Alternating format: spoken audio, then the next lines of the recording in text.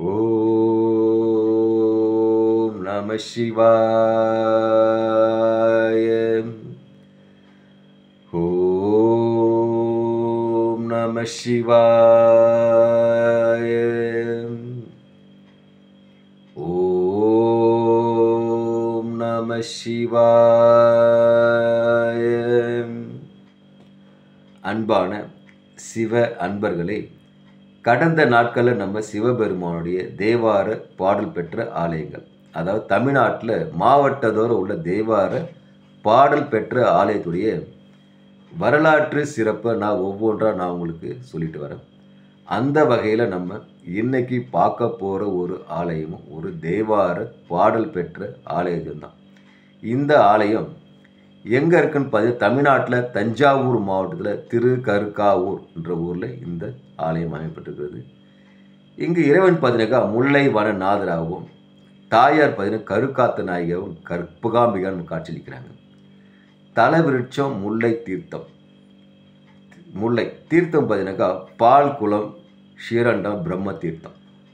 இப்போது தலைச்சிறப்பு, திருமணம் கூடி வராத கன்னியர்களும் திருமணமாகி பல ஆண்டுகளாக குழந்தை பேர் இல்லாதவங்களுக்கும் இந்த ஆலயத்தில் அம்பாள் சண்டை சென்று நெய்யால் மெழுகி கோலமிட்டு அர்ச்சனை செய்தால் உடனடியாக திருமணமும் குழந்தை பாக்கியம் கிடைக்கின்றது வரலாறு. இங்கே இறைவன் பார்த்தீங்கன்னாக்கா சுயம்பு மூர்த்தியாக இருப்பதால் இந்த லிங்கம் புற்று மணலானது. அதனால் நேரடியாக அபிஷேகம்லாம் செய்ய முடியாது. புணுக்கு சட்டம் சாய்ச்சி தான் வணங்கணும். இப்போ இந்த ஆலயத்துடைய தல வரலாறு. இந்த ஒரு காலத்தில் முல்லை வன காட்டில் இருந்த இந்த முல்லை வனநாதரை நீர்த்துவரும் வேதிகை என்ற இந்த தம்பதியர் தங்களுக்கு குழந்தை இல்லாத குறையினால் முல்லை வனநாத இறைவியை வணங்குறாங்க. வணங்கி சென்ற சில நாட்களில் வேதியை கருத்தரிக்கிறாங்க. அப்படி கருத்தரிக்கும் போது பார்த்தீங்கன்னா அந்த சமயத்தில் அவருடைய கணவர் பயணக்காரன் வெளியூர் செல்ல வேண்டியது இருக்குது. அவங்க வீட்டில் தனியாக இருக்காங்க. அந்த நேரத்தில் பார்த்தீங்கன்னா ஒரு முனிவர் வரார். முனிவர் பார்த்தீங்கன்னாக்கா பிச்சை கேட்குறார்.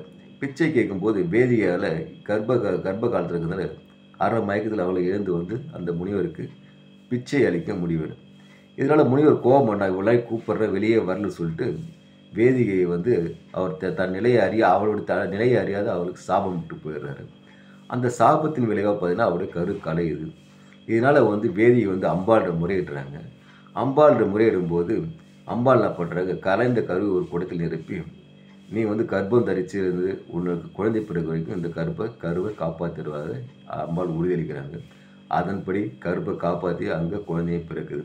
அப்படி குழந்தை பிறந்தோடனே வேதியை சந்தோஷம் பண்ணி அம்பாள்கிட்ட வணங்குறாங்க. என்னை காப்பாற்றியது மட்டுமல்ல, உலகத்தில் உள்ள அனைத்து உயிர்களும் கருவுற்ற காலத்தில் கருவை தாங்கி நீங்கள் தான் காப்பாற்றி தரணுன்ட்டு இறைவிட்ட அம்பாள்கிட்ட வேதியை கேட்குறாங்க. இறைவியும் பார்த்தீங்கன்னா அதே மாதிரி அவங்களுக்கு வரத்தை கொடுத்து இன்றளவும் கருக்காத்த நாயகியாகவும் நமக்கு காட்சியளிக்கிறாங்க.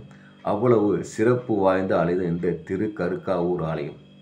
இங்கே இருக்க முல்லை வனநாதரும் கருக்காத்த நாயகியும் வணங்கி இறையருள் பெற்று இன்புற்று வாழ்க, ஈசனடி சேர்க, ஓம் நமச்சிவாய வாழ்க, நாளந்தால் வாழ்க, இமை பொழுதும் என் நெஞ்சில் நீங்காத தாள் வாழ்க, வாழ்க வாழ்க, ஈசனடி வாழ்க, இறையடி வாழ்க, சிவசேவனடி வாழ்க.